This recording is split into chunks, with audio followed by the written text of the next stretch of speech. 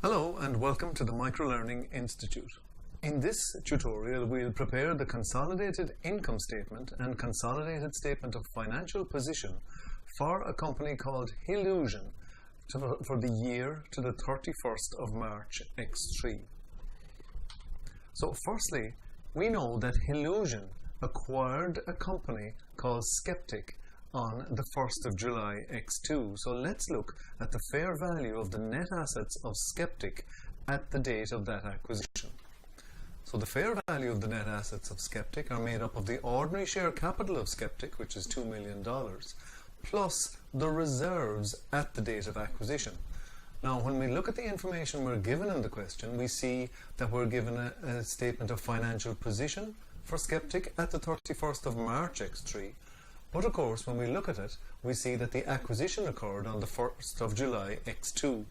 So consequently, we've got to deduct 1 year's profit from the reserves as at the 31st of March and add 3 months so that we can deduce that the reserves of Skeptik at acquisition were $6.15 million.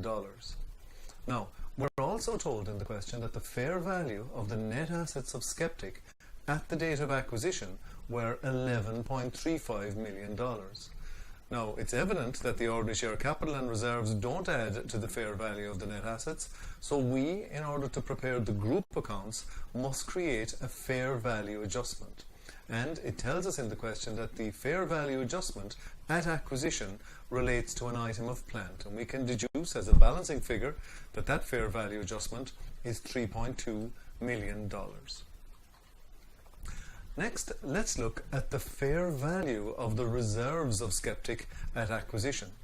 Now, we can see here that the book value of reserves at acquisition of Skeptik we had already calculated at $6.15 million. But of course, we had to make a fair value adjustment in order to adjust the carrying amount of Skeptik at acquisition to fair value. And that fair value adjustment was $3.2 million. So that fair value adjustment adds to the asset side of the balance sheet when viewed from the group perspective of Skeptik.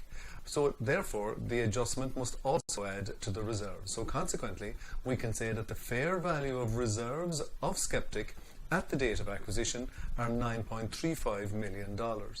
Now, this figure will be very interesting later when we're looking at the consolidated reserves and we're calculating the movement from the fair value of reserves at acquisition to the fair value of reserves at the consolidated balance sheet date.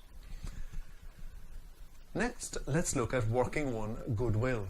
And in note 8, we're told that it is group policy to value non-controlling interest at acquisition at fair value. So therefore, the structure of our working looks a little like this. So we know that Skeptik or Hillusion paid $10.28 million for its share of Skeptik. And that share was 80% of the fair value of the net assets of Skeptik at acquisition. Now, we've already calculated or been told that the fair value of the net assets is $11.35 million. So 80% of that value is $9.08 million. And the difference between the share of the fair value of net assets at acquisition and the fair value of the consideration gives us a goodwill at acquisition from the group perspective of $1.2 million. Now, as we said, we also must consider the non-controlling interest at fair value. And in note 8, he tells us that the fair value of the non-controlling interest at acquisition was $2.5 million. And we must compare that with the share of the fair value of the net assets that are allocated to non-controlling interest. And of course, if Hillusion acquired 80%, then non-controlling interest own 20% of the fair value of the net assets, which equates to $2.27 million. So consequently, at acquisition, we recognize $230,000 of goodwill in the non-controlling interest. Now, additionally, in note 6, we're told that the goodwill was reviewed for impairment at the end of the reporting period, and that the goodwill recognized that acquisition had suffered an impairment loss of $300,000. Now, in terms of IFRS 3, we now need to allocate this impairment loss to both the group and non-controlling interest share of goodwill based on the percentage of ownership of the group and the non-controlling interest. So firstly, of that $300,000, 80% is allocated to the group, and 80% of $300,000 is $240,000, leaving us with $960,000 of goodwill in the group, and the remaining 20% is allocated to non-controlling interest, leaving us with $170,000 of goodwill in the non-controlling interest. Next, we look at working to reserves, and we want to calculate the consolidated reserves for the Hillusion Group at the 31st of March X3. A good starting point is to look at the actual individual reserves in the individual entity accounts of both Hillusion and Skeptik. So from the statement of financial position at the 31st of March X3, we see Hillusion's reserves are 25.6 million and Skeptik's individual entity reserves are 8.4 million. We, the group, made an adjustment to the carrying amount of Skeptik's reserves at acquisition of 3.2 million, and we've already seen that adjustment and why we had to make it. And of course, since acquisition, we have depreciated that fair value adjustment over the 9 months since acquisition and over the useful economic life of that fair value adjustment, which is 4 years. So consequently, depreciation against that fair value adjustment in the books of Skeptik accumulates to $600,000. Additionally, we're also told in Note 2 that in the post-acquisition period, Hillusion sold goods to Skeptik at a price of $12 million, and these goods had cost Hillusion $9 million. So there we can see a transfer profit of $3 million.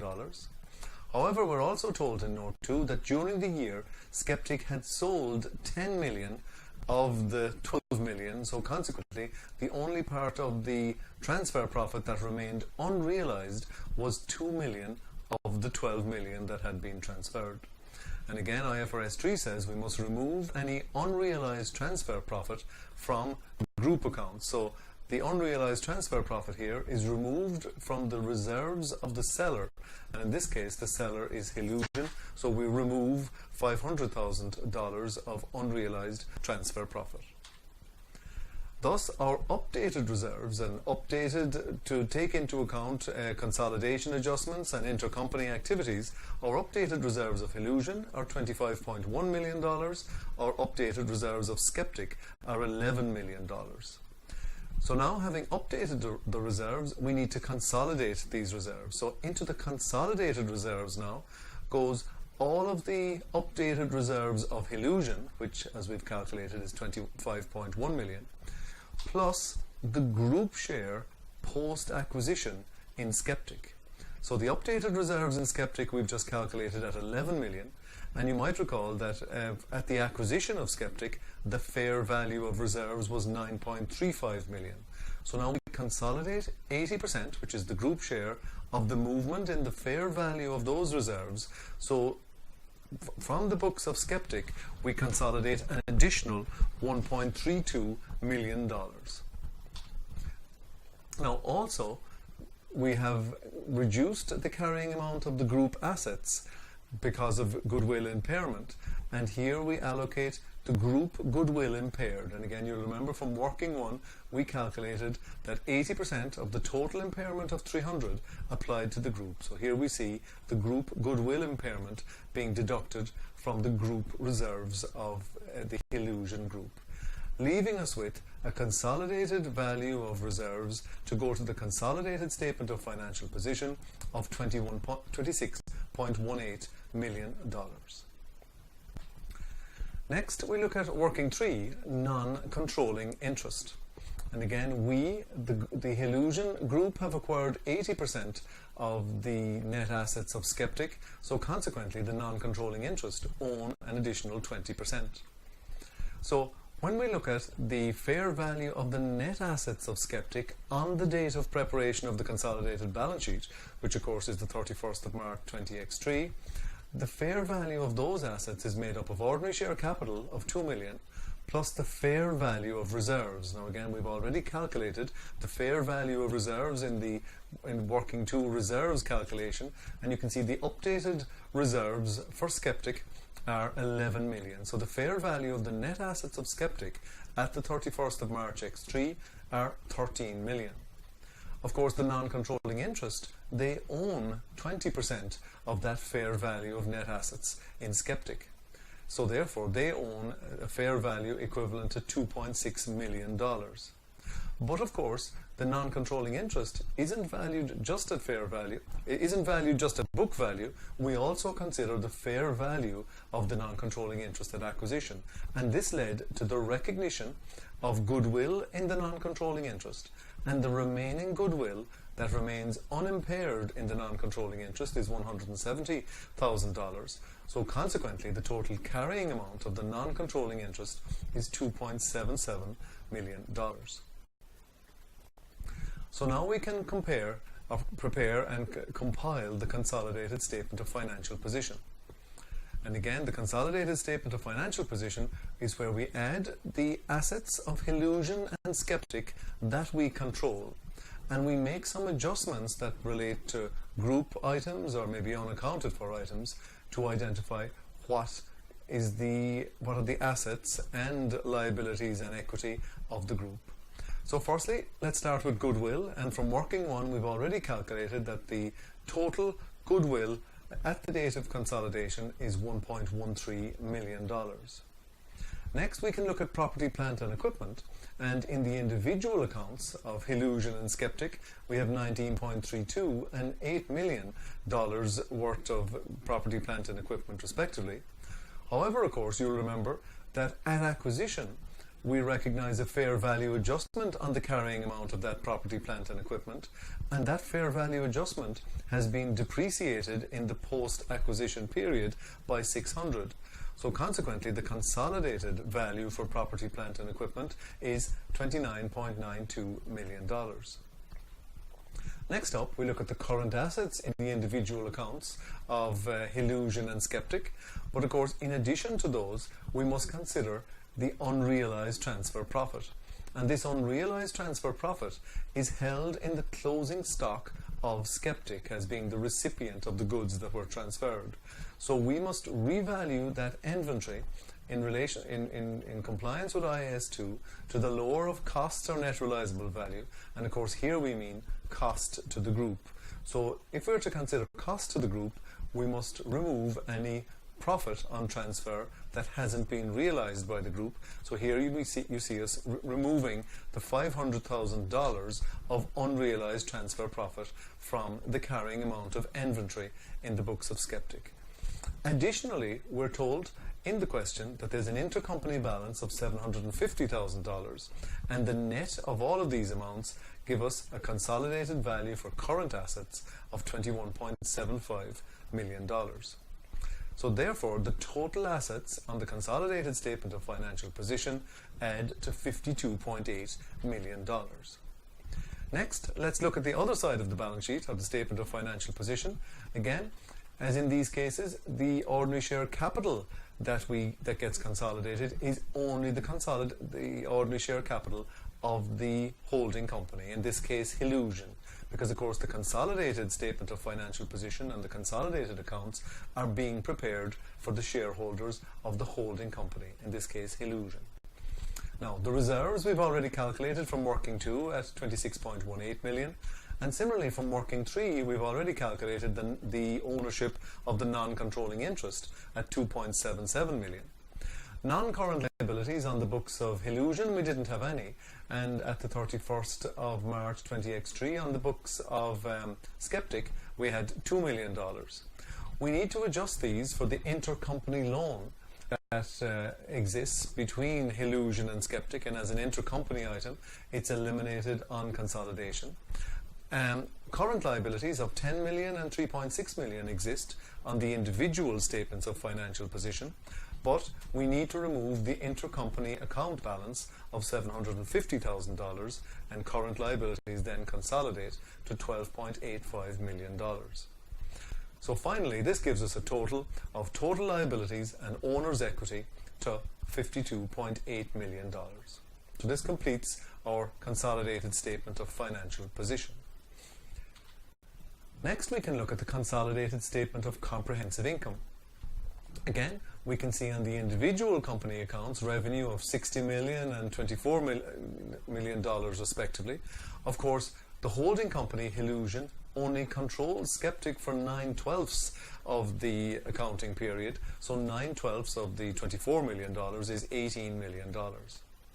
However, from note 2, we see that there had been intercompany revenue, which is eliminated on consolidation, of $12 million, so the consolidated revenue nets out for the period at $66 million.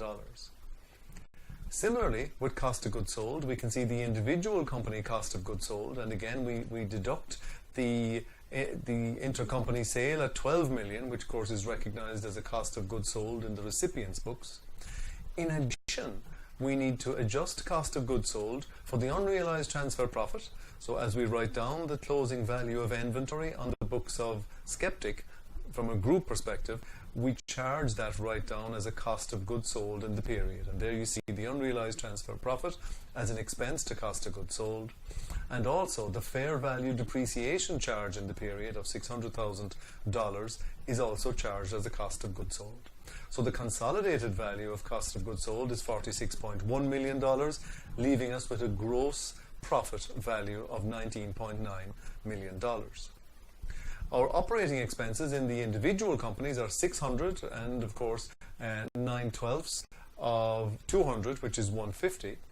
But we need to adjust the operating expenses to take into account the full amount of the goodwill impairment of $300,000, leaving us with an operating expense consolidated at $6.45 million. Finance costs net out at $75,000, so giving us a profit before tax of $13.375 million.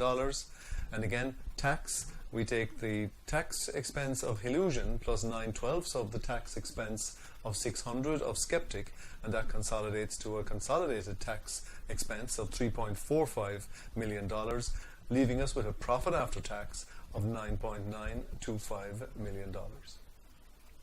Thank you very much for watching this short tutorial from the Microlearning Institute.